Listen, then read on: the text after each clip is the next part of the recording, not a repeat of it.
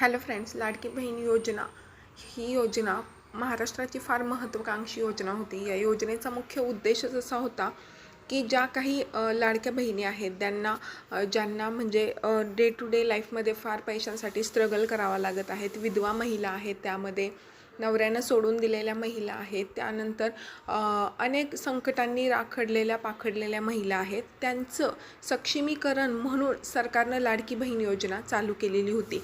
आणि ह्या योजनेच्या जीवावरच ती सरकारनं इलेक्शनसुद्धा जिंकलं होतं, या दुमत नाही आहे। म्हणजे सरकारवर सुद्धा बहिणींचा काहीतरी विश्वास होता म्हणून त्यांना निवडून दिलं। पण आत्ता यामध्ये असं म्हणजे इतका गोंधळ झाला आहे की मार्च आणि एप्रिल महिन्याचे जे हप्ता वाटप होतं ते मागच्या आठवड्यामध्ये करण्यात आलं आणि त्यानंतर त्यामध्ये अर्ध्या महिलांना पैसे आलेत, अर्ध्या महिलांना पैसेच आले नाहीत। आणि मग आता महिला संतप्त झाल्यात, कारण त्यांना कुठलाही मेसेज नाही, कुठलीही पूर्वसूचना नाही।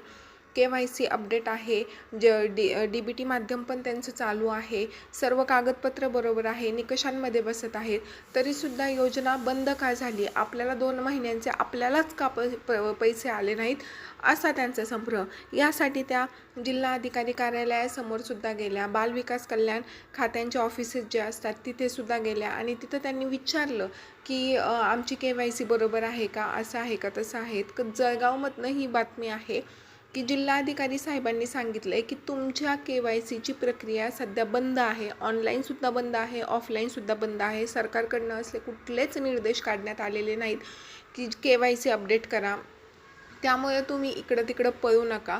फक्त त्या जिल्हाधिकाऱ्यांचं असं म्हणणं होतं की फक्त मार्च आणि एप्रिल या 2च महिन्यांचे पैसे महिलांच्या खात्यामध्ये आलेले नाहीत आणि काही महिलांना डिसेंबरपासून हप्ता आलेला नाही।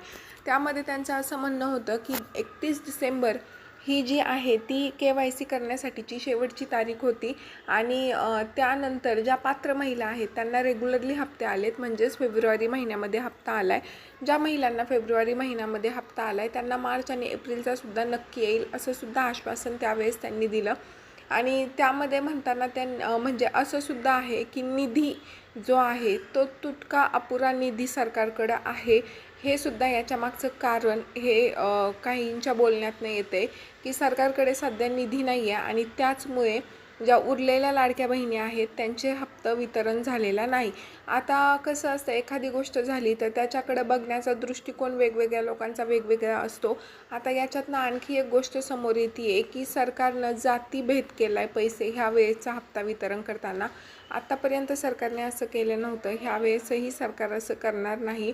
आत्तापर्यंत म्हणजे असं दिसतंय, जे काही कमेंट सेक्शन ओपन जर केले तुम्ही किंवा तुम्ही न्यूज चॅनलच्या खालची लाईव्ह चॅट वाचली तर त्याच्यातनं असं समजतं की SC ST कास्टमध्ये ज्या महिला आहेत तर त्यांचं हप्ता वितरण सरकारकडनं थांबवण्यात आले असं महिलांचं म्हणणं आहे।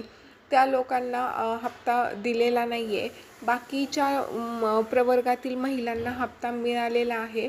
फक्त SC आणि ST, प्रामुख्याने SC कास्टमध्ये ज्या महिला मोडतात त्यांचा हप्ता वितरण आलेलं नाही आहे। तर अशा पद्धतीची सुद्धा संतप्त प्रतिक्रिया जी आहे ती लाडक्या बहिणींकडनं येत आहे। आता लाडक्या बहिणींचं म्हणणं असं आहे की तुम्हाला जर द्यायचे आहेत हप्ता, तुम्हाला जर पैसे द्यायचे आहेत तर सगळ्या पात्र लाडक्या बहिणींना सरसकट द्या, नाहीतर त्या महिन्याचा हप्ता वितरण करू नका। कारण काय होतं, यांनी इतका गदारोळ होतोय आणि त्यातल्या त्यात पण की जे निकष आहेत ते सरकारकडनं योग्यरित्या तपासले जात नाही, अशी सुद्धा प्रतिक्रिया लाडक्या बहिणींची आहे।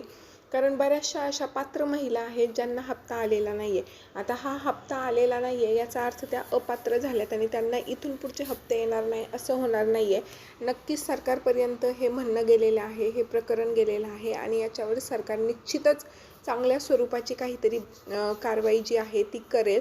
कारण की कसं आहे की सरकारच ह्या योजनेवरती निवडून आलेलं आहे, त्यामुळे सरकारला ही योजना बंद करता येणार नाही किंवा आपल्या महाराष्ट्रामध्ये जर एखादी योजना चालू झाली तर ती योजना बंद करणं एवढं सोपं नाही आहे।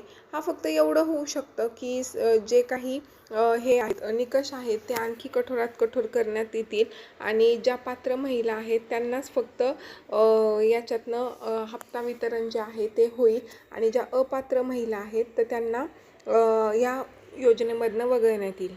तर या संपूर्ण प्रकरणावरती आणि सरकारच्या ह्या भोंगळ कारभारावरती तुमची प्रतिक्रिया आहे, तुमचं ते प्रतिक्रिया नक्की खाली कमेंट करून सांगा. आणि सरकारनं थोडीशी तरी पारदर्शकता प्रत्येक विषयामध्ये ठेवणं गरजेचं आहे का?